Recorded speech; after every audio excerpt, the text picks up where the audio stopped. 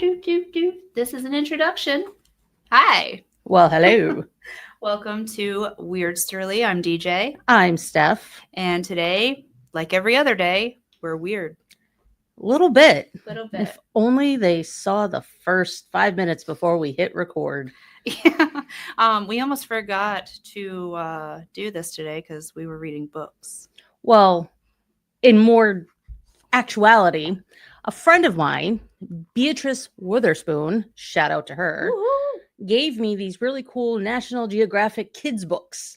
This one is That's Sneaky, and you have Weird but true. She got them because, well, we have a podcast called Weirdsterly, and we started flipping through the pages, and we got like halfway through the books, and we hadn't recorded yet. We were like, we should probably start. We should probably do the thing we're doing, and I forgot that we were even doing that. Yeah, so we were just thumbing through things. We're like, dude, check this out. Dude, check that. Oh, this was supposed to be the show. This episode brought to you by the numbers 321 and the letters A, D, H, and D. Blue. And I was like, oh, squirrel. And there's actually a squirrel. Good times. So I took this one. This is mine now. I've decided. Well, you have it for the show. I just like that it's news because we do weird news here. And I'm sneaky. So you are sneaky. I'm rather conniving, and I am proud of that. Yeah. So I'll let you start. Tell me some things. Paint me a word picture. All right. So I'm pretty proud of our Westerly Police Department. They are unlike any other police department, I think. I've met cops that I like. And that's weird, right? Not as weird as Green Bay Police Department. Please tell me about Green Bay Police Department. They have a skateboard patrol. That is amazing. And everybody just went, yeah, because cops and skateboarders, right? They're patrolling for skateboarders. No. Officer Joel Zwisky patrols his beat on a specially designed longboard outfitted with red and blue flashing lights and a Green Bay Police Department logo. Green Bay, Wisconsin, USA. This innovative cop used this technique to get closer to the skateboarders because there is a tale as old as time battle between police and skateboarders. So he grabbed his board, hit the streets, and now he patrols neighborhoods and parks while interacting with the people he helps protect. I would love to see him chase someone on foot while he's on his board. That would end quickly. Like down a hill. Yeah. Like that would just pick them up and like, you're coming with me. Yep. Bad boys. What you gonna do? Oh, we have to get him a speaker. Like a little Bluetooth. Or like one of those things like that. You know those things you can put in a Build-A-Bear where it like plays a recording? Yeah. So just like bow, bow, bow, bow, down, down, down, down, down. That's kind of funny. Yeah. I'm gonna send it to him. Okay. So thank you, Officer Joel Zwisky. Zwicky. Wicka. All right. You want me to do one more? Yeah, do another one. Hey. Paint me another word picture. Okay. So have you ever broken down in your car and like strangers emotionally or cuz no. Maybe. Wait, what day is it? No, like you break down and like you have to move your car, but how do you do that? And strangers come out of the woodwork, right? And they start pushing your car, and then you get that one guy who knows exactly what's wrong with it because his buddy, whatever. So in Siberia, Russia, passengers rallied to free their stuck airplane by giving it a human-powered push. I poop you not. Like, how big was this plane? It was a plane. It was was it a private plane or like a commercial plane? So the landing gear froze when temperatures dipped minus 62 degrees Fahrenheit. And for those of you across the pond, that's negative 52 degrees Celsius. More than a dozen passengers left their seats and braved the icy tarmac, pushing the on the wings until the aircraft rolled free. They then boarded the flight, took off as scheduled, and let's hope they had some hot chocolate on board. It looks... That's got to be a private plane, because otherwise, It is like, not small. well, how? And they say more than a dozen, like a lot more than a dozen, because I'm counting 1, 2, 3, 4, 5, 6, 7, 8, 9, 10, 11, 12, 13, 14. There's 14 people just on this wing. So Wait, I want to see the picture, because how tall is this plane? hold on. Oh, okay. It's like that's just the wing. Right. And maybe I can zoom in so that... Ooh. I mean, that's a lot of people. That's a... Well, that's just one size. wing. I mean, it could be a puddle jumper. I could be like clearly mistaken of how big things are. I mean, oh, we won't go there. So yeah, I mean, I think that is human service. That's pretty good for you. And my last one, because I have to mention the squirrel, because a gun shown in scene 1 has to go off in scene 3. In Shelbytown, Michigan, USA, police got a little squirrely when asking the public for help catching a crook who stole a trailer full of nuts. They posted a mugshot of a squirrel on social media along with information about the crime. That's a tale for another day. Back to you, Steph. Yay. I love these. Thank you, B. So my page that I'm starting on is called The Hall of Tall Tales, Hoaxes Throughout History. In 1593, a boy with a golden tooth became the talk of Central Europe and focus of an intense medical study. After checking out the precious chopper, a professor proclaims that it was genuine, perhaps the result of a curious alignment of planets during the boy's birth. As the gilded molar began to break down from daily wear, the boy refuses to let anyone inspect it. Soon, the truth of the tooth is revealed. It's a golden cap fitted over an existing tooth, the first of its type. So he was the first rapper. Little nugget. With his own little, like, it'd be really funny if he had spinners. Like, yeah. In his it's starting. Words. It's starting. In his grill. That was the word I was looking for. I want a grill. We should make Weirdsterly grills. I had braces for 7 years. I don't ever want to do anything like that ever again. Have you ever seen that people make like teeth clothes? Come again? There's teeth clothes. Tooth clothes? Teeth clothes? Tooth clothing. Tooth clothing. I would go teeth because you need more than one. Because otherwise it's not much of a thing. Like, what is it? There's like skirts and shirts. You tell us another story. Okay. I will find the article. In 1938, Mars attacks radio listeners tuning in to a Halloween broadcast of H.G. Wells' science fiction book, The War of the Worlds. Believe it's a genuine news report of Martian invasion. The program isn't intended as a hoax. It actually contains 2 disclaimers that it's a work of fiction, but some listeners still panicked. Yes. I love that. I love radio, obviously. Wait, you? Yeah, me. Go figure. And I love that it was like the first large scale recorded instance where people just read the headlines and go, oh, opinion. No, I love that. They sell these little tiny mini H.G. Wells War of the Worlds books. And I've seen some of those. I got one for a friend that was in radio, and So I'll do one more while you're looking for your clothing accessories. In 1917, a fairy fail, a pair of mischievous, it's going to be a long episode, girls in Cottingley, England, pose in photos with cardboard cutouts of fairies clipped from children's books. The pictures became a sensation across England, even fooling Sherlock Holmes creator Sir Arthur Conan Doyle. The girls admit to the hoax much later in life. You know what? You go, girls. I can't find it. So I'm gonna go with this one. I'm Okay. just going back to the roller sports. Hmm. In Gildren, Germany, Mirko has turned inline skating on its head, literally, because he skates on his hands, upside down. Look, Ma, no feet. When he first started, he couldn't even do a handstand, but he wasn't satisfied with standard tricks, so he taught himself to skate with his feet in the air. Now he practices up to 3 hours a day in order to master tricky stunts and flips.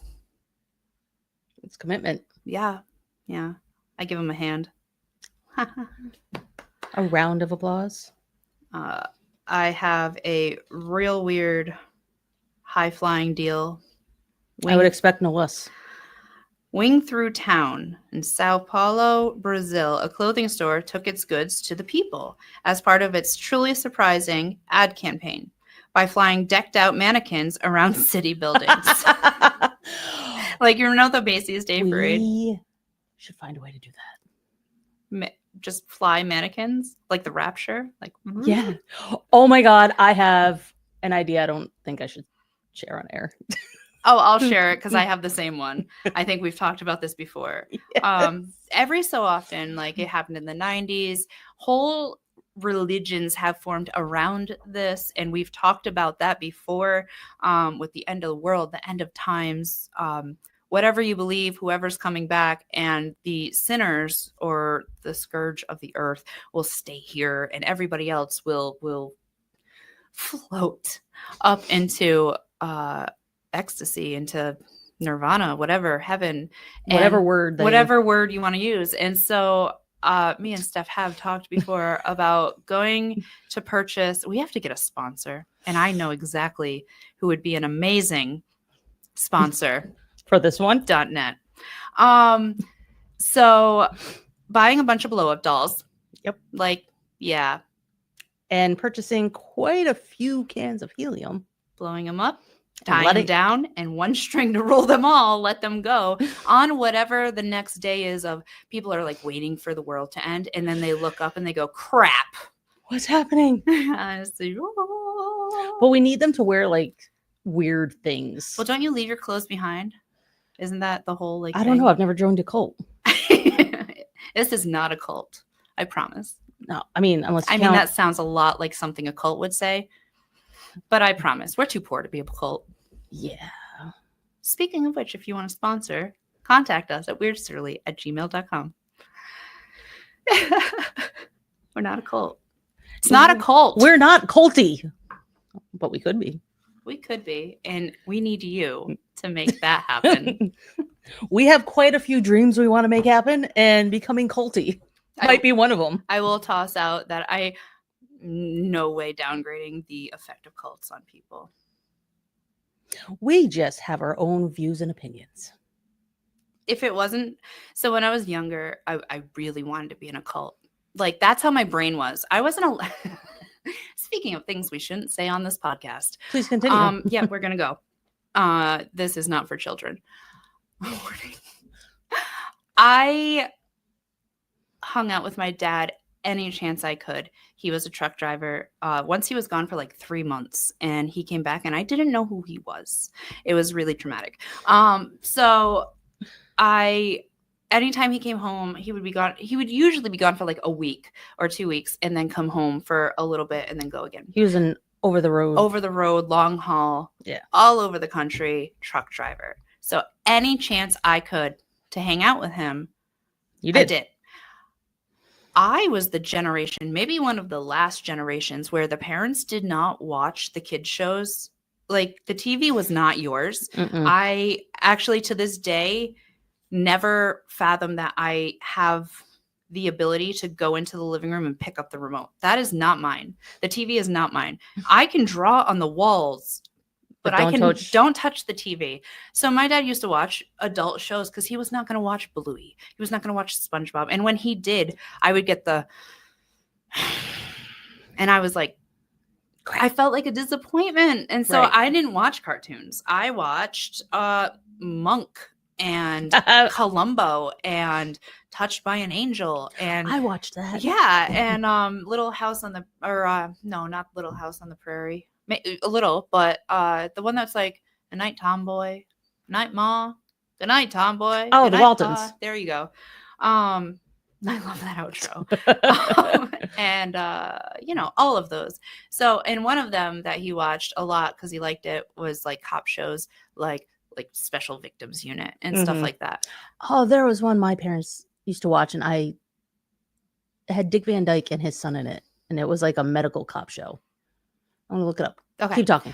So I Special Victims Unit, I have a lot of opinions about that show because it warps you a little bit. And they romanticize drug addiction, they romanticize sex work, because that's what the whole show is about. And I thought that these strippers and prostitutes were really pretty. So when I grew up, I wanted to be a stripper. Turns out I can't dance, I have no rhythm, and I'm fat. So it didn't work out for me. But I always used to say, when people said, "What do you want to be when you grow up?" I'm like, "I want to be a stripper." And then my parents convinced me, since I did not stop saying it. And they were like, "Just don't answer that question. Don't answer that question. That's private." I mean, they told me dancer. They would like say dancer. I want to be a dancer. And then people would be like, "Oh, ballet." I'm like, "Sure." I don't know what it, yeah. I mean, when you spin around. Yeah. And they were like, "That's so cute." Well, I mean, in today's era, there's an audience for everyone. Yeah. I mean, I bet you I could have had a badass OnlyFans or something. So that show was called Diagnosis Murder. That's the show that my parents. I never saw that. Yeah, it had Dick Van Dyke and his like actual real son, not just one playing on TV. And Dick Van Dyke was the doctor, and his son was a detective and whatnot. Huh. That's cool. So yeah, I used to tell people that I wanted to be a stripper. My mom got mad and told me not to answer that question. So I stopped, and then I stopped thinking about what I want to be when I grew up. And then I had no idea once I got there, and I was like, "Oh crap." And that's where we are now. Welcome to our podcast. So yeah, there was that. Want me to go? Yeah. Okay. So, Web of Deceit. These are some internet sensations that were actually ads. The floating feet. Millions of web surfers fell for an online video demonstrating the art of liquid mountaineering, aka running on water. The footage looked legit, featuring a group of athletes sprinting farther and farther across the surface of a chilly lake with each attempt. The secret, apparently, is to pump your feet while wearing the right shoes. It was also totally fake. An advertisement for the brand of shoes worn in the video. And no, the shoes didn't grant you the power of liquid mountaineering. I don't remember that one. I don't either. It doesn't say when the year of that was, but I mean, it's got some. The picture shows a guy looking like he's running really fast. Really fast. And then their excuse for it didn't work is, well, you went too slow. So you just have to work on your endurance. Yeah, you know what? You should buy the upgraded shoes. Yeah, the next level. Need better shoes, man. Remember, I think it was Nike that had the puff thing and the tongue. Pump it up. Why wouldn't that have worked? There was air in there. Probably because of the weight of your body. Outweighs the helium. Oh my God, do you know water wings? Yeah. So if you get a big enough size, I bet you could fit them around your feet. Like here's the water wing, and you put your foot in it, and then you fill that up with helium. And we should try this. My father has a pool. And we're doing it. This is a future episode, I promise. Oh God, hold on. Please wait. The dawn. Hey Dad, we need to rent your pool. Thanks. Also, we might get hurt. I'm his daughter. I'm not renting it. I've given him some amazing birthdays and Father's gifts. So yeah, he can deal. I paid my dues. We'll put him on camera. Do you think he'll join us? Will he try? He has offered, if we ever do a ghost hunting video, to either be the cameraman or come, because he is down for that. Even though he doesn't necessarily believe, he's a skeptic believer. I love that. That works. Because I always we worked with a girl named Courtney before, and she is a very she wants to disprove it to see if it's real. Right. Like, she wants to go with logic. And I really always love that. By the way, we'll shout out her company, Seaside Shadows. And if you want a really cool, accurate, historical in the Mystic haunted area. Yeah. In fact, last year I did that tour on my birthday. Me Yeah, and it my was friend fun, right? Kristen. Oh, it was great. And I wish I can remember the guy's name that was our tour guide, but he was hilarious. I remember you raving about him. Yeah, it was so good. Because you're like, oh, I know Courtney. Oh, I don't have Courtney. But then still having a good time, even though you're Right. like, I don't have Courtney. He It just was- shows the quality of people she hires. Yeah, I've heard nothing but good about them. They are very dedicated to They're the expanding. facts and stuff. I heard. Yeah. She I can't remember the state, but it's somewhere down south. Georgia, right? Maybe. The Opinions Express. No, I think it's Georgia. Maybe. But I I'll find out. agree. I agree. Like me and my dad kind of have the same concept. I'm a little bit more of a believer than he is, but I don't automatically think, oh my God, it's a ghost just because something happened. What's that theory that the simplest explanation is probably the truth? That it's I don't a know. Theory. Yeah, it's called something, but yeah, because there's just so many things that can actually be the reason, such as a door automatically slamming shut. Well, there could have been a draft or the vacuum effect, you know, of something happening. So I would love to believe that all of the things are true, because that's just, I don't know. I consider it like unfinished magic kind of stuff that'd be neat to believe that's there. But not everything is, you know, otherworldly. Yeah. Let's see. What else is there? I love Friday the 13th. I'm just going to throw that out there. I'm looking at their... Not to mention, that was your favorite number when we did the numbers episode. Yeah. So, a sneaky snapshot talking about ways people would fake their photos.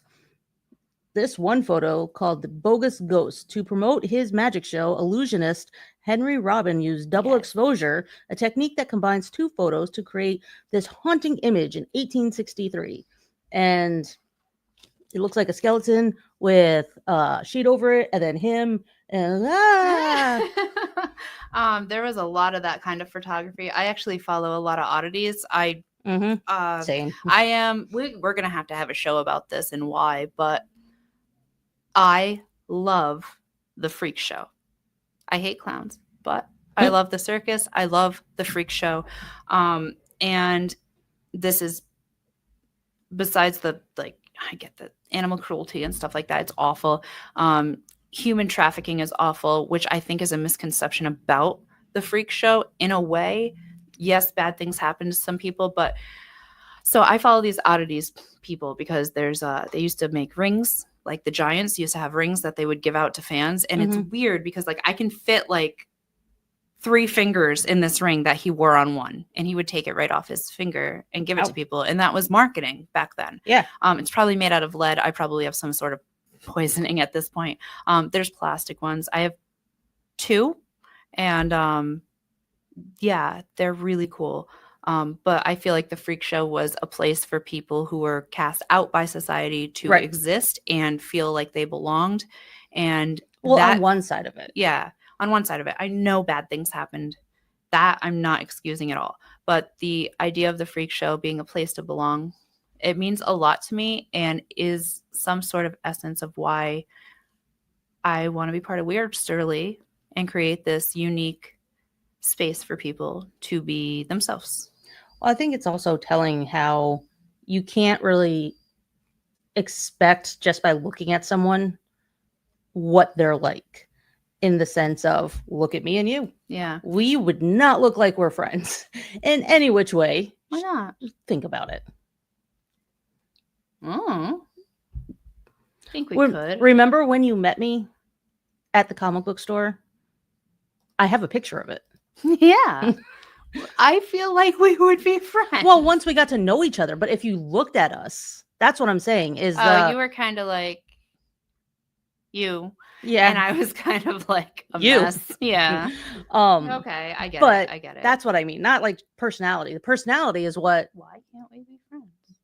Why can't we? Well, okay, I think this is other examples of what she's talking about, which is wicked cool. Yeah. And they did it a lot to. There's one with mystery space astronaut guy in the back of a kid's photo. Is it fake? It's Or a is it double time travel. It's a double exposure. Oh. But it was one that was talked about for years in that community. So a lot of the oddities groups have these because they were like kind of the first, I don't want to say Photoshop, photo manipulation. Like it's an art form. Well, Photoshop is photo manipulation. Yeah. So I mean, That's creepy. a little bit. That's funny. I mean, even now, when I take photos with my phone and someone is moving too fast and it looks like there's a demon on the other side of their face, and it's just because they're going back and forth. But going back to what I was saying is like part of with the Weirdsterly thing is I like the fact that it doesn't matter what you look like. It doesn't matter what your interests in. There's probably someone just like you, but you would never expect it to have that kind of friendship. Like me and you had this conversation before about wanting to go someplace where, you know, a concert, a show, whatever, and you didn't have anyone else to go with. The advice I heard when I was younger was go anyway, because at least you'll be around people who want to be there too. Yeah. So True. And it doesn't matter what they look like, doesn't matter, you know, any of it. You guys have the same thing in common. So with the whole Weirdsterly I forgot the word I was going to say. Oh, it's still happening. The whole concept of with Weirdsterly is everybody being welcome. Yeah. Praise what you like that's weird. Don't be ashamed of it. And tell us about it, because maybe we want to be in on it too. I'm learning Spanish, and one of the stories for immersive language I was listening to was about a girl who worked in a bookstore, and she was like, people buy weird books, like books about frogs. And I'm like, okay. And it's just a simple dialect, but I'm like, yeah. And so, and then she's like, people buy comics. And I'm like, word. Yeah. No, that checks out. And then I have so many her comics. friend played a prank on her and put a help wanted sign because she thinks that she needs to go on a date. And so the guy came in, and so they're talking, getting to know each other instead of hiring him for a job because her friend's a jerk. And her Sounds like something you've done to me. first question was, do you like weird books about frogs and comics? And he's like, I like both. And I was like, oh, this is gold. This is gold. That sounds like our friendship. Did you know that horses sleep standing up, but they will take short naps on the ground laying down? I did know that, actually, because I remember being a kid thinking, like, my legs get tired so quickly. How do theirs not? Yeah. I think they lock their knees or something. But in Orangevale, California, firefighters, I mean, they're known for rescuing cats out of trees. And they had to rescue a horse from a bathtub. Not just a pony, an actual horse. Phantom. Ooh. A 30-year-old mare lost her balance while prancing around her feeding trough, which was actually an old bathtub. Her owner, who happened to see the horse fall, called the fire department to get her out, and the horse stayed stuck for nearly half an hour before firefighters tilted the tub on its side and pulled Phantom free. Hey. Poor guy. Just wanted a bath. Yeah. I mean, why didn't Dirty 30 just wanted a bath. I mean, come on. Like, after a long day of standing, Yeah. get some Epsom salt and just call it a night. They were like, can you get up? He was like, nay. That All right. actually made me laugh. I'm funny. Yay. I love these books. I love your friend. Thanks, B. Actually, I see your comment all the time, and I really appreciate it. It means a lot. B is definitely one of our hardcore top fans, and not just being a fan. I need to definitely shout her out. She has been such a great supporter of Weirdsterly, of me. Anytime I've been in a movie, she has promoted it all over the place on Facebook. She gives like the best uplifting compliments that you could have, and that's who you want in life. You want to be surrounded by people who actually are proud of you, who support you, and want nothing out of it other than just the sheer joy of, I am happy for my friend. So, because you deserve it. Exactly. Especially She knows all the hard work that goes into it. Her son is a musician who's been all over the place and whatnot. All right, B, we got to talk. Yeah. Why don't I have your son's music yet? Anyway. Cat's out of the bag. Horses in the bathtub and the cat's out of the bag. It's just animals everywhere. But yeah, so big shout out to B. She's definitely someone I appreciate. And be like B. There you go. She needs a button. I know what we're doing later. like the Dawn button. Yeah. The Dawn. Oh, I have ideas. We'll talk later. All right. So anyway, quick tangent there. Okay. So there's some tasty 3-course stealing things I have found. Let me explain. 2 employees at a food distributor decided to take their work home with them when they loaded a rental truck with $65,000 worth of frozen chicken wings. I mean, if you had some blue cheese with it, I'd be all about it. I'm saying. And then for a side dish, some thieves cut through the side of a delivery truck in England and stole 6,400 tins of baked beans while the truck driver snoozed in the front seat. I mean, did you hear about the most recent weird truck hap where, like, I don't know, $2 million worth of dimes was spilled all across the roads? No. And people were like jumping out of their cars and stealing it. And I was like, well, that Where truck was this? can't turn on a dime. Oh, wait, it did. It was, I just saw it, and there was like, they were like congratulating the cops for like helping. And I'm like, well, that's their job. They just went to work that day. There was one mishap that it was a truck full of ramen. Yeah. A package. Do you remember that? No. It was, I don't know why it was just ramen, but there was one that was all ramen and like packages of it, and it jackknifed and it went everywhere.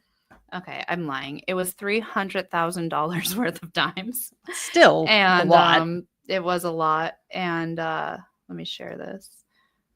I have to fact check myself sometimes. And truck spills dimes. That is the bystanders swarm. Well, this was actually, so we thought we were unprepared, but this was actually a great show topic. I like that we're on the topic of weird news and stuff. So here is the truck. It's a Brinks truck, which I have a, what's it called? Irrational fear of. I have a irrational fear of Brinks trucks. Well, bank trucks, like those money trucks, those red and black, like they have a hole in the door. And I just imagine that there is somebody behind that door securing the money with a gun pointed at me just in case I decided to rob the truck or anyone that comes that way, because that's where the door is. And they're just sitting there and the gun is like in your face and you don't even know it. That's my irrational fear. So in Illinois, I'm not going to say anything because I have some of my own irrational fears. So we should talk about that on a show. Yeah. All right, next time. Anyway, Illinois, erupting chaos when $300,000 in cash spilt from a Brinks truck. Is this not the dimes? This is the dimes, right? I don't know. Nope, that's just $300,000. Being stolen. All right, I'm going to read another one while you look. Yeah, do that. A thief in Austria, posing as a truck driver, stole 18 tons of chocolate from a factory. Workers at the factory knew they had been robbed when the real driver showed up. We've been bamboozled. Get your chocolates in a line. Mercury's in the microwave again. Now I want to know what kind of chocolate though. Like, was it? Does it matter? Yes. It's delicious. Yes, because it depends. Oh, if it was white chocolate, nobody cares. No, I like white chocolate. Blech. I want to make a joke, but I won't. I don't get it. You don't need to. Okay. Have you found it yet? No. No, I'm trying to think why white chocolate's funny. I'll figure it out. Okay. I think ew, but I don't know. For you, maybe. Anyway, so people in the Amazon use the juice from Jenga fruit to paint their skin, and it is actually really remarkable. Before I was looking for dimes spilled on the highway, I was trying to find a web image of this art. But yeah, looks can be deceiving, especially when it comes to body art. Shout out to Vista, because we have a body art event that happens right here. These are like things I've never seen before. I'm going to try to zoom in because I couldn't find anything quite as remarkable online. So we're just going to zoom into the book. And these are people. This is body art. I love watching that. This is, nope, I'm this way. This is two people as a chameleon. And then my favorite one, though, Quick off camera. Just look away, Steph, is this one, because this is also a people with body art. I love those. I have a mechanic, actually, who's afraid of spiders. You also have a co-host that is afraid of spiders. Yeah. And which I didn't realize when we were first like recording stuff and working on stuff. And I was like, oh, you're afraid of spiders? And I realized that her seat in my house was next to a shed tarantula skin. And I was like, I'm so glad you never saw that. The funny thing is this came up when we were like filling out bank information at a bank. Yeah. And somehow it came up about spiders. Yeah. And next thing I know, I'm so glad you didn't look to your left. Yeah, there's just and it looks cool. I don't know. No, it probably doesn't. I like the little jumpers. And so my mechanic's afraid of spiders and he was going to kill it. And I like freaked out and I ran over and I scooped it. And he's like, you're touching it. That would have been my exact response. No, I thought of you. He was correct in how he reacted. He's like, Josh. I met Josh. Yeah. He worked on your car. He did. He's a nice boy. He's afraid of spiders. I pick up the spiders so he doesn't kill them. And then he loses his mind, like in a very manly, masculine way. I remember at one of the jobs I had a while ago, I was talking, it was myself and two of my male coworkers. And one was about my age and another one was like probably my father's age. And we're talking about something in work orders or whatever, right? And I don't like spiders at all, but my response is to freeze and internally panic. I'm not a screamer. I'm not. Oh, that's so sad. I'm sorry. It's no. Like even on roller coasters, I'm not a screamer. I'm a, oh my God, but not a screamer. Jen, I don't understand that life. Well, it's weird. I see somebody that I know and haven't seen in a while. I'm like, wow. So, I mean, I can do over dramatic, but not an actual scream. I'm not wired to do that. So anyway, well, us three are talking and there was a spider that just kind of came down in between all three of us. And it wasn't huge, but it was big for me. And I remember freezing and then like going like this into the older guy. And the coworker that was about my age, he's the one who panicked and screamed. And I was like, how do you do that? Mind you, I was terrified, but still fascinated that he could scream. It was an interesting moment that lives in my brain. Moving on. I would have been like, no, it's okay. Yeah, no, I don't like spiders. I will never like spiders. They should be destroyed. No, so anyway. They should not. Yes, they should. I love them. Then they can all go to your house. I just love them so much. All the spiders. They are in my house. I don't kill them. I don't tell you that. I told you that now. And Steph's never coming over again. The rest of our business meetings will be held at my house from now on. Okay. So that way my cat can judge you. Okay. I like your cat. I like my cat too. I don't know if my cat likes me, but my cat. Oh, Nyron. Anyway, my turn. Your turn. Your turn. Okay. So a crook caught dead and alive. Schrodinger's crook. Yeah, kind of.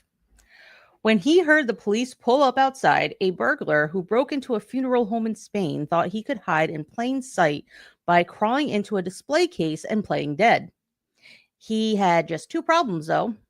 He was wearing normal street clothes instead of the formal duds normally adorning the deceased, and he was still breathing. The observant cops hauled the possum-playing burglar off to jail. Oh. I mean, it makes... Okay, thanks. You're welcome. Glad I could help. We're going to play a game next. Oh, okay. Do you want to go do your game, or No, we can talk about this. Okay.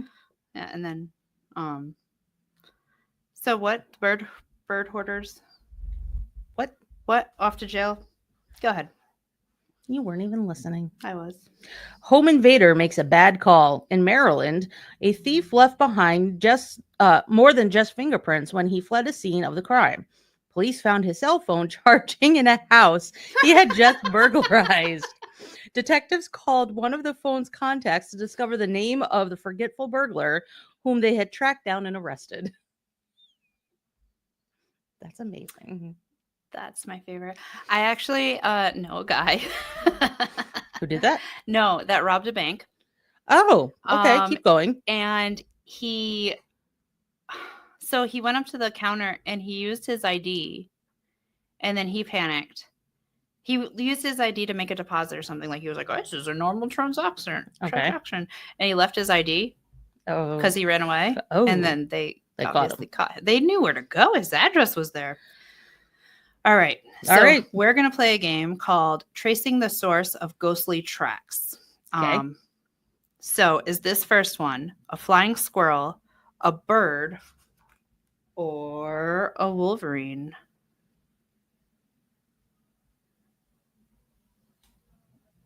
Wait, say it again.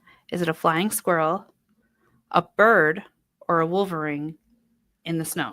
Like the print in the snow. Bird. All right. That answer is probably wrong because that was my first choice.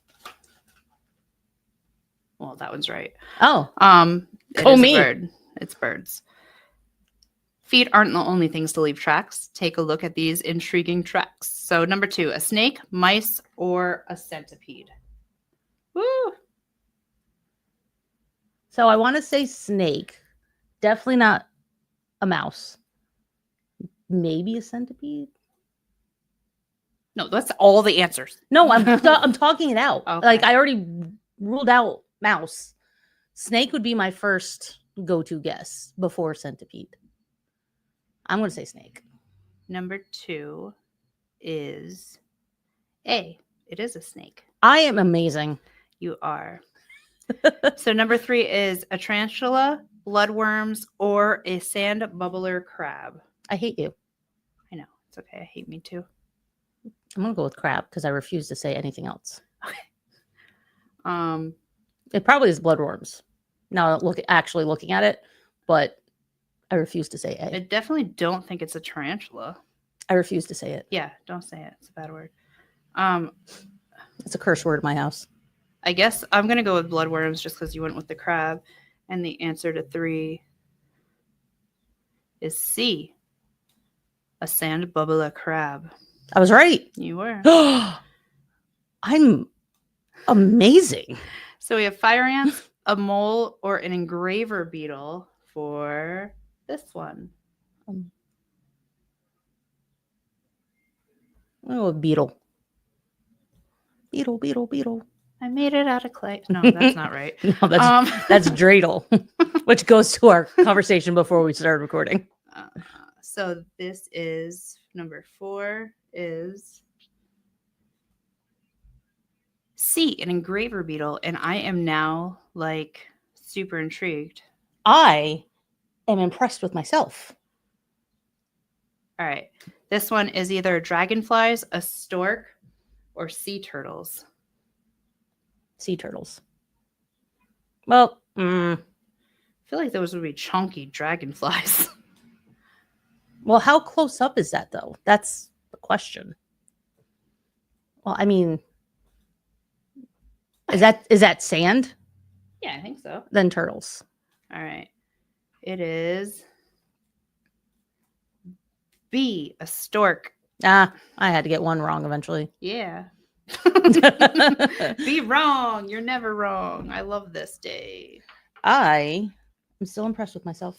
I'm impressed with you too. Hmm. You're the best. I try. Your turn. Let's see. Oh, he's cute. Let's see. Drastic tactics. Drastic. So this is called the Face-Off in the Middle East. The location is the ancient city of Babylon, circa 500 BC. When the high-ranking Persian soldier, what? Zobri- You didn't think that one through, did you? No, because I just that turned. guy did a thing. All right, let's call him Bob. Okay. The high-ranking Persian soldier Bob said he would do anything to help his commander, Darius the Great, conquer the great city of Babylon.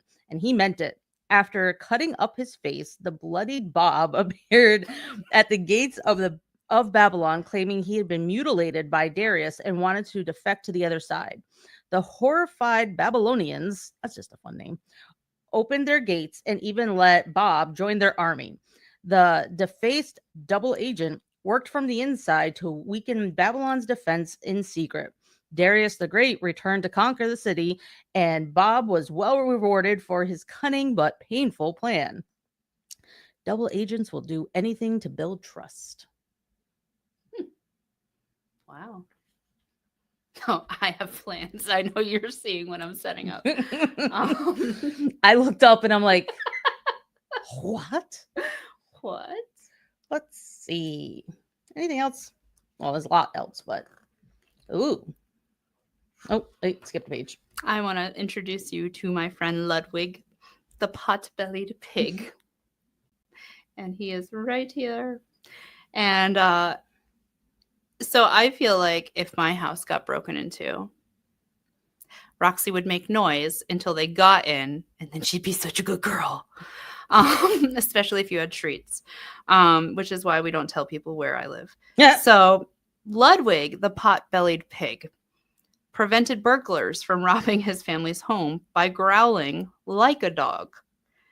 In Derby, England, owners think that burglars trying to rob the house must have woken the 238-pound pig, which then growled a loud rumble that sounds like a large Rottweiler. The outcome, the burglars ran off before they could take anything of value, and Ludwig's owners praised their pet pig for saving their bacon. Good job. He's a good boy. He's so cute. I want a pig so bad. They and are a goat. cute. And a donkey. Anything else? Yeah. Okay. We'll just go with yes. I would take a fighting falcon because in Los Angeles, they have fighting falcons that take down planes. It's true. That's interesting.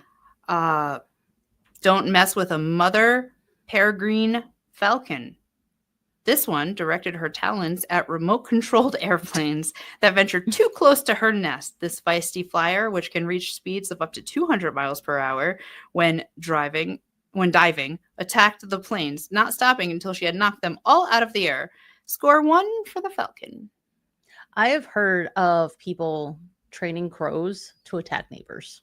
That's amazing. And I tried to befriend a crow last summer. It didn't work. I am now going to try harder to befriend crows if I can make them attack. Right? So, That's awesome. Who's sneakier? Me. Oh, I thought, sorry. Okay, go. Little do you know. Seals or ninjas? When a 6-year-old Virginian first grader debated with a friend over who was stealthier, Navy SEALs or ninjas, he went to higher authority. He mailed the question to Admiral William McRaven, a former SEAL and head of U.S. Special Operations Command. Okay, quick tangent. How did he get that address? Like, how did he even, like, a first grader? You know what? Let me contact an admiral. You know what? Little Bobby, please hold. I have some people to contact. Yeah. Anyway, to everyone's surprise, McRaven answered, I think ninjas are probably quieter than SEALs, but we're better swimmers and also better with guns and blowing things up.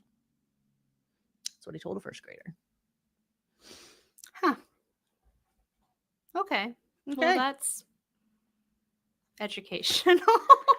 I mean, it's cool he responded, but I want to know How? how that came about. Like them on the swings one day being like, "So Bobby, let me tell you this. This is what I think. I think the ninjas are so much better than seals." Yeah. And Bobby's like, Let's write one. Bobby just questioned it. And Bobby was like, "Well, you need to get the answer." I'm like, "You know what? I will. I got a guy." I got a guy. Way to go, Bobby. Mm. Like, that's like really, I don't Always think, question the man. I don't think intelligence is knowing everything. I think it's No. knowing where to get the answers from and having that ability to do so. I 100% agree. Be Or like being Bobby. not only that, but not being afraid to ask a question. Because you don't know what you don't know. So if you aren't afraid to ask questions, you end up finding out a lot of stuff. So we talked about pigs last on my side. Let's talk about pig butt worms. Carry on. Really, the pig butt worm is about the size of a marble. PBW. So this was one of the weirdest worms known to science. It, one, doesn't look like a worm at all. It looks like a butt. But the recently discovered and appropriately named pig butt worm looks like, well, a pig butt. Not that far off. The worm, which is segmented like other worms, has two sections that inflate like water balloons. All of Los Angeles is so jealous. Flattening nearby segments and giving the curious critter its signature look. The worm drifts about 3,000 feet below the ocean surface, trapping bits of food in a cloud of mucus. Pig butt. Pig butt. I mean, you do you, boo, but I love that for it. And I hope it lives out its days in wherever it is. I love one of the people that I like in history is Carl Linné, who is like the, I don't know, godfather of botany or grandfather of botany. He named all of the things. So like obviously after his death, when we discover new species, I am astounded at the names we have come up with, like the pig butt worm. And I just think, oh, Linné, you would be so proud. I mean, it's better than just some random type of word. They just go straight for what it is. Yeah. So it just sounds so much better in Latin, I think. Everything sounds better in Latin. I took Latin my first year at high school, and it was really, really fun. It was very, very hard, but it was very fun. And I don't regret not doing a different language because it was just fun. I took Spanish from 4th grade to college, and I could not pick it up. Could not do it. I passed the class, I guess, because I did the things they told me to, but could not pick it up. Now I'm like messing around with, because you want to do it. Yeah, I want to do it now. Like, I guess I don't like the teaching style of learning a language in a institutionalized like it's just weird to be like, you know, gato is cat. No, gato is gato, and you have to like conceptualize that. Like when I was in junior high, we were forced to learn French. There was no other language that was part of the curriculum, and it, like, I don't remember anything of the classes at all in the respect of it wasn't worth anything. Yeah. But when I took Latin, I still remember my teacher. I still remember some of the poems that she made us remember, just because it was more intriguing. Yeah. And I got to pick it. So I got to pick the language I wanted to learn. I picked Spanish because I was like, I'm going to do this now. I'm going to do this. And like in 4th grade, I was like, Spanish because I'm going to do this. And in 5th grade, I was like, Spanish because I'm going to do this now. And in 9th grade, like Spanish because I'm going to do this now. And I never did it. Now I'm like, I don't know. Yo vivo agua. I take that back. I don't even know how early I started up until high school. I took sign language classes. And in fact, for a period of time, I was a sign language interpreter for the Special Olympics. Oh, that's fun.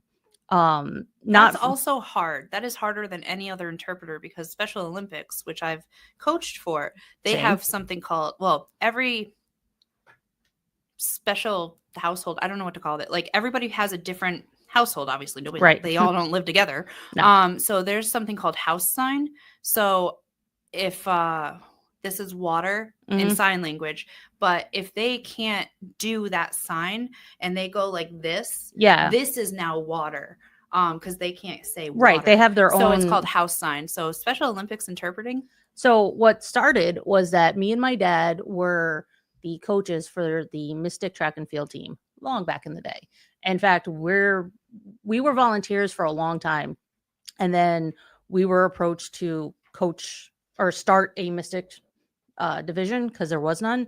So I taught or coached long jump and the 100-meter dash. And my dad did the longer distances because that's what his jam was. Because I prefer to sprint, not just lightly jog. And then we were at the games, the Olympics for them, and I had already known sign language, but we didn't have any players on our team that needed sign language. They all were able to speak. And I was walking across the field, and there was a player who was trying to sign. He needed to use the bathroom, but none of his coaches or people that he was around knew what he was saying. Perfect. For whatever reason. I'm not saying that was correct or right. It's just that was the situation at hand. Yep. And me, I'm just walking by because I need to get to the other side of the field. And I happen to look over and they're just like, so I went over. I'm like, he needs to pee. Yep. And then you were a superhero that day. And then I got stopped. And it was not like an official, like I was paid by the Special Olympics. I was asked by teams to help with at the games to translate for certain people. So that was fun. I enjoyed it. But I will say, if you don't use it, you lose it. Like I know the alphabet, I know other words and whatnot. My teacher growing up, the way that she taught us on how to speak fast in a conversation or to, carry on a conversation was to learn songs. So that's awesome. So I learned like a unicorn song and the theme song to the Golden Girls. I know. Don't stop, believe it. There you go. Hold on to that feeling. The whole like, thank you for being a friend. Yeah, I knew that whole, and that's probably where my love of Golden Girls came from. Have I ever told you my sign language story? Yes, you have.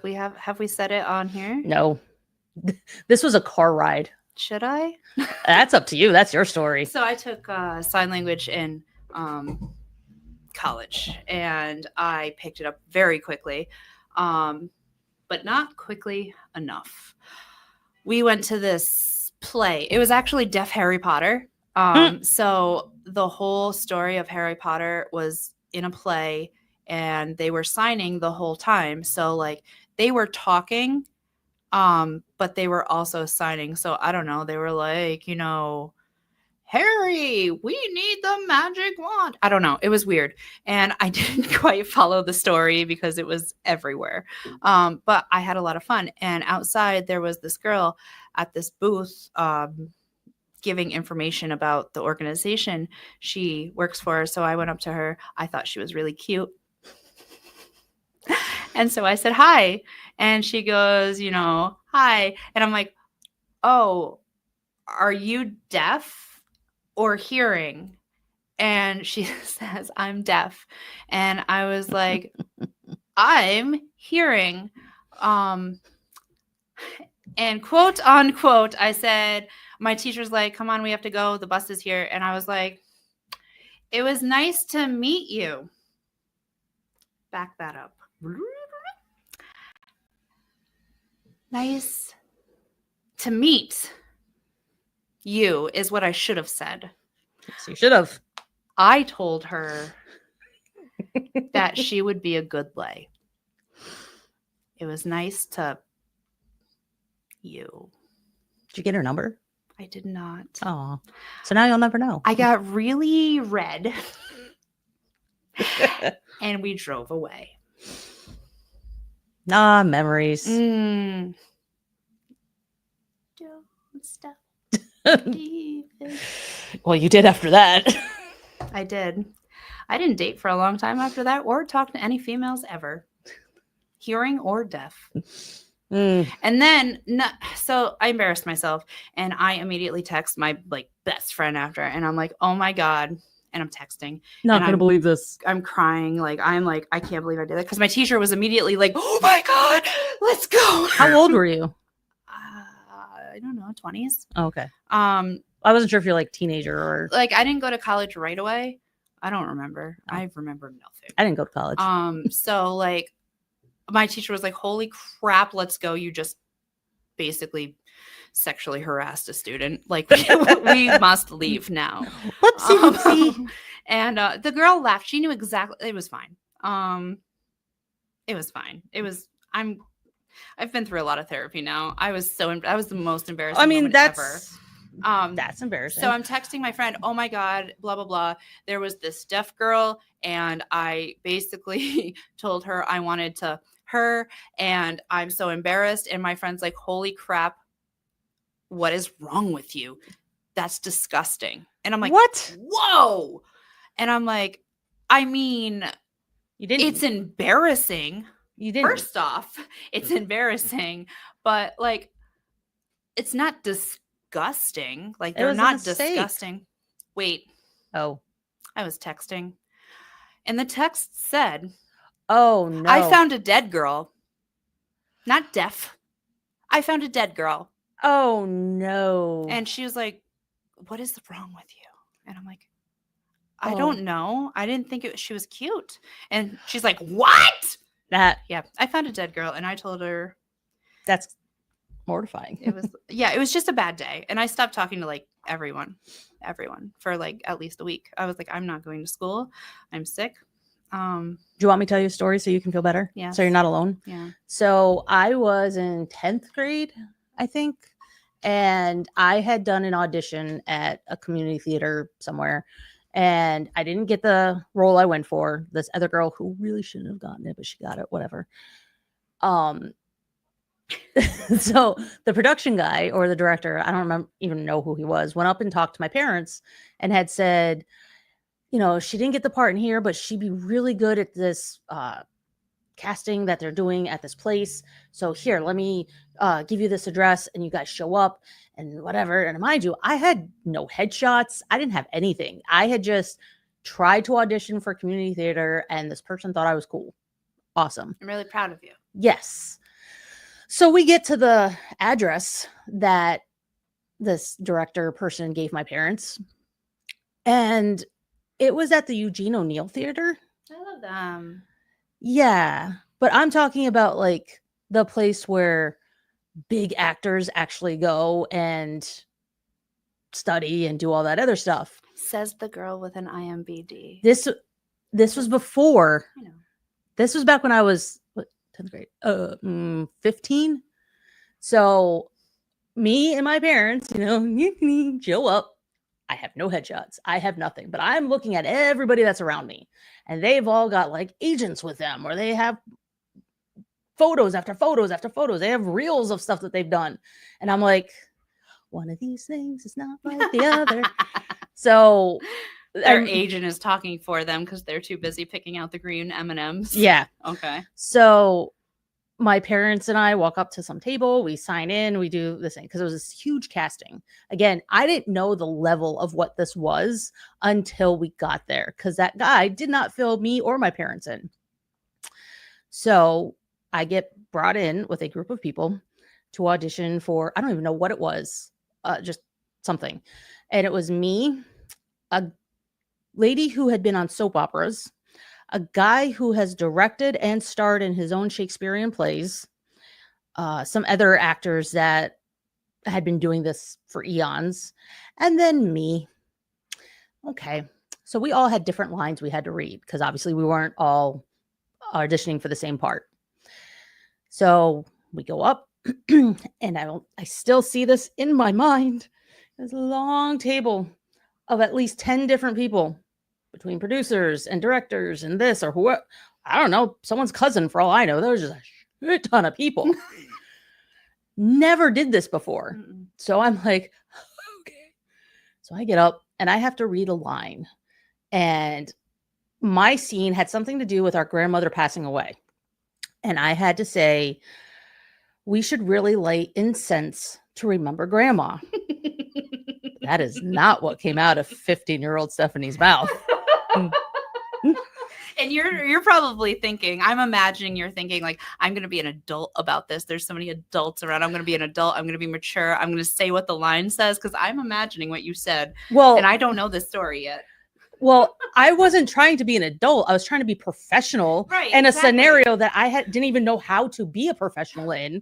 Because remember, 15-year-old me who had done some school plays but was trying to do better, auditioned at a community theater, who then someone sent off to the world-renowned Eugene O'Neill Theater. Yeah. So I can get up and get my thing. What'd you say? It's like, I was doing so good too until this part. It's like, we really should have incest to remember grandma.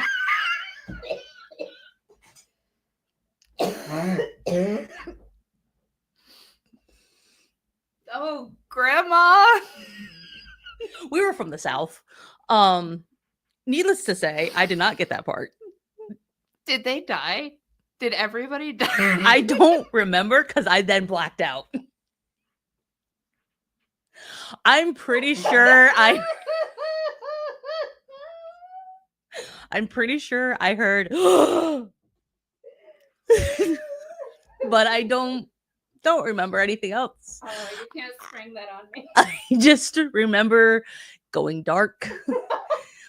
Like, hello darkness, my old friend. That's what happened. But hey, now I've been in movies and been in theaters and I have my own IMDb page and now I have that. But I do feel better. I'm glad. You're welcome. Oh, grandma. We miss you so much. I want to make a joke, but it's so wrong and I can't. Nope. No. That's enough. Nope. That's enough there. All right. So hey, back to the stuff here. Yeah. So Japanese warlords ninja-proofed their castles with special floors that squeaked under sneaky feet. Nails arranged along the underside of each creaky floorboard rubbed against metal clamps to produce a chirping sound, which is why the floors were called nightingale floors. Oh. My mom lives in a house that their security system was making one of the steps higher. So as you live in the house, you kind of learn the you get used to where the thing is. But if you were not accustomed to that, you probably trip and fall and make a lot of noise. Oops. I'm not the most graceful. So I fell down the stairs a lot and never knew why until I took some course about like old Victorian houses or something. And I was like, wait, is that a thing? And then I went to my mom's house and I started measuring her stairs. I'm like, it's that one. It's that one. That one's bigger. Well, apparently the Japanese have ninja-proofed a lot of their dwellings over the years. They should worry about seals. Well, as long as they're not near water. The halls leading to important chambers and many Japanese castles twisted and turned to slow down and confuse intruders. These maze-like corridors cost ninjas precious time in which they were more likely to be captured. I like that. When all else failed and the fear of ninja attacks became unbearable, many warlords simply packed up their households and fled to secret hot springs far from their castles. A soothing soak cured their ninja phobia, but many warlords had a tricky time ruling their lands while on vacation. Should get that covered by insurance. Hot spring. Like, I need a hot tub because I'm afraid of ninjas. I mean, I bet you I could argue it. I also should probably get insurance. That could be another episode. So I wanted to we're running out of time. Well, we're out of time. Well, who says? But I don't know. My boss is gonna kill me. No, I'm kidding. No, he won't. I'll talk to him.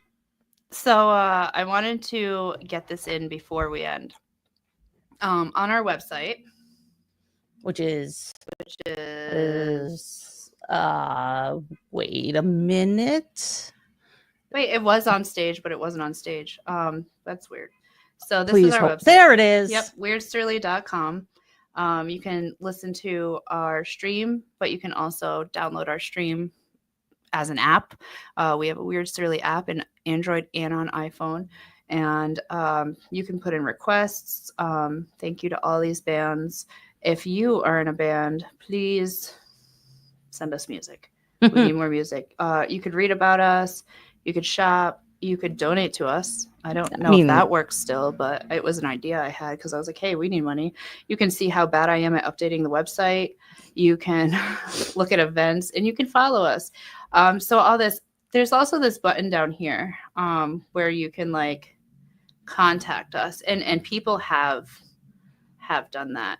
And I get the messages. yeah, I want to read this last one we had. They said, I have a question. The chatbot like scooped in for us. Thank you, chatbot. It said, hi, please enter your question and don't leave out any details. This will help your question get fully answered as soon as possible. So guest user 17482211324. I don't know who you are, but you're wonderful. Said, how much wood would a woodchuck chuck if a woodchuck could chuck wood? These would be westerly woodchucks, not European woodchucks. Okay. I said, of course I'm the one to get this. Why wouldn't Steph get this? I don't know how to answer that, but I thought about it. Ate a sandwich. And I answered them and said, westerly woodchucks. They're a whole different breed, known for their strong work ethic and excellent lumber management skills. According to highly unofficial but delightfully entertaining folklore, a woodchuck would chuck as much wood as a woodchuck could chuck if a woodchuck could chuck wood. But because we're talking about westerly woodchucks, let's get specific. A 1988 study by wildlife expert Richard Thomas estimated that a woodchuck could chuck approximately 700 pounds of wood. Based on the volume of dirt they typically move when digging a burrow. Now, adjusted for westerly industriousness, favorable coastal breezes, and possible caffeine consumption from hanging out around your stream, westerly woodchuck estimates about 823 pounds of wood, plus a neatly stacked firewood pile and a small side business in artisanal bark mulch. So if you've ever wondered how much wood would a westerly woodchuck chuck if a westerly woodchuck could chuck wood, there you go. The answer is approximately 823 pounds. I feel better knowing that. You're welcome. Thank you. I had to think a lot. I'm proud of you. That. Yeah. That was a lot of words for you. It would be about woodchucks in westerly. So I'm also interested if you have a picture of a westerly woodchuck chucking wood. Send it our way. Send it our way. And I want to thank guest user 17482211324 for Niner contacting us. And that's all I have. Buy our merch. Yeah. Show us off. Yeah. And tell people about us and how funny and just head shaking we are. We're something. You want to sleep with dead girls, and something about mama. Oh, Grandma, we miss you. Let's end on that. Okay.